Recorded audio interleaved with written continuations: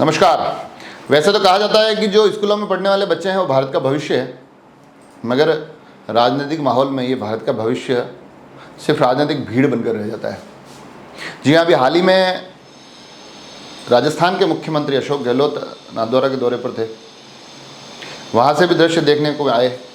उससे पहले अलग अलग तरीके के जितने भी अलग अलग कार्यक्रम हुए और दोनों ही पार्टियों के, भारतीय जनता पार्टी और कांग्रेस के अलग अलग कार्यक्रमों में कई बार ऐसा देखा गया है कि संख्या बड़ी बताई जा सके, संख्या कम ना दिखे, उसके लिए स्कूली बच्चों को बसों में भर भर कर इन तमाम कार्यक्रमों का ज़बरन हिस्सा बनाया जाता है। और ये अभी जो विजुअल्स हमने देखे थे वो भी कुछ ज़्यादा अच्छे नहीं थे, जो युवा महोत्सव के उस कार्यक्रम से आए जहाँ पर बसें भर भर कर बच्चों को लेके गए। और उसके पीछे के जो दृश्य है वो भी मैं आपको पहुंचाऊंगा कि आखिर में व्यवस्थाएं कहाँ बिगड़ती है। मगर ये एपिसोड इसलिए बनाना पड़ रहा है क्योंकि अभी आगे नरेंद्र मोदी जी की सभा प्रस्तावित है, उनका भी दौरा प्रस्तावित है। तो उससे पहले चाहता था कि कम से कम ये जो ये बच्चों को राजनीतिक भीड़ बनाने की ये मुहिम दोनों ही पार्टियाँ समय समय पर दिखाती रहती है, करती रहती है, इस पर अंकुश लगना ज़रूरी है। और इस पर अंकुश लगना इसलिए ज़रूरी है क्योंकि आप तो राजनीतिक भीड़ बना देते हैं वहाँ पर, मगर इस गर्मी के वातावरण में पहले तो बच्चों को आना बड़ा ही मुश्किल हो जाता है। और उसके बाद की जो व्यवस्थाएं बिगड़ती है ना, वो उन व्यवस्थाओं का स्वरूप ऐसा होता है कि काफ़ी विद्यालय से मेरे पास जब युवा महोत्सव वाला कार्यक्रम था उस दिन पेरेंट्स के फ़ोन आए और उनका कहना था कि हम स्कूल का जो टाइम था वो पूरा हो चुका है, स्कूल की छुट्टी हो जानी थी, मगर अभी तक बच्चों की छुट्टी हुई नहीं है क्योंकि वो सभी नाथद्वारा गए हुए हैं उस कार्यक्रम में और वहाँ से अभी तक लौटे नहीं।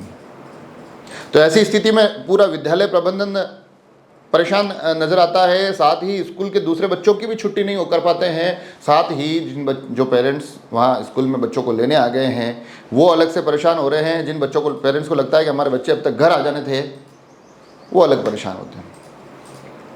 परेशानियाँ यहीं ख़त्म नहीं होती है। परेशानियाँ इस बात की भी होती है कि परीक्षाओं का दौर भी चल रहा है, पढ़ाई का दौर भी चल रहा है, और इस पढ़ाई और परीक्षाओं के दौर में बच्चों को इस प्रकार से किसी राजनीतिक भीड़ का सफल आयोजन दिखाने की कोशिश करने के लिए इस्तेमाल किया जाना, ये अपने आप में सवालों के घेरे में। और मैं बार बार कह रहा हूँ कि विजुअल्स अभी हाल ही के नाथद्वारा के युवा महोत्सव के हैं, मगर ये कवायदें दोनों ही पार्टियों की तरफ से बराबर लगातार चलती है। जब हम बातें करते हैं अलग अलग कार्यक्रमों में मंच पर खड़े रहकर पढ़ाई की, शिक्षा की, बच्चों के बेहतर भविष्य की, परंतु जब सामने उन्हीं स्कूलों के बच्चों की ज़बरदस्ती पढ़ाई छुड़वाकर ज़बरदस्ती परीक्षाओं के इस वातावरण के माहौल से दूर इन राजनीतिक कार्यक्रमों में उनको लेकर जाना पड़ता है मजबूरी में विद्यालय प्रबंधन के द्वारा, तो फिर ये पढ़ाई की बातें, ये बड़े बड़े भाषण, ये बड़े खोखले महसूस होते हैं।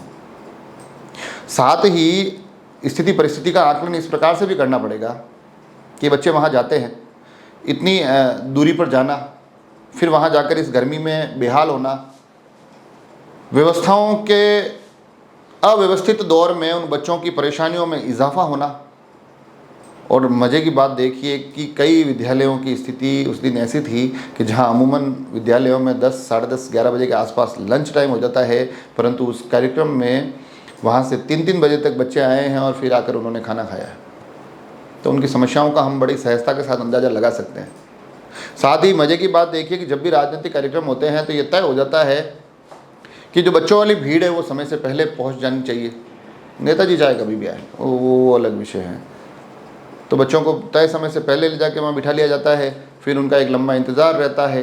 नेताजी अपने हवाई दौरों के बाद बड़ी देर से पहुँचते हैं, अपना हाथ हिलाते हुए अभिवादन करते हैं, अपनी अपनी पार्टियों के गुणगान करते हैं, और मायूस मासूम बच्चे वहाँ बैठे बैठे सिर्फ इस चीज़ का इंतज़ार करते हैं, सिर्फ इस बात का इंतज़ार करते हैं कब ये नेताजी का जो हवा में घूमने वाला हाथ बाय बाय की तरह इशारा करे और वो यहाँ से जाए, ताकि हमें भी इस पूरे के पूरे राजनीतिक ड्रामे से निजात मिल सके।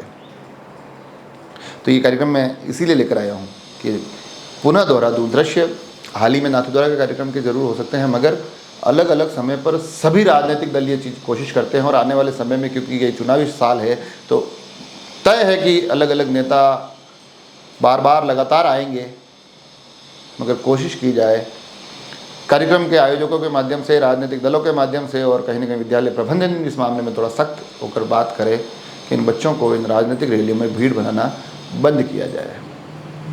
आप सभी लोग जुड़े रहे राजसमंद एक्सप्रेस से। धन्यवाद।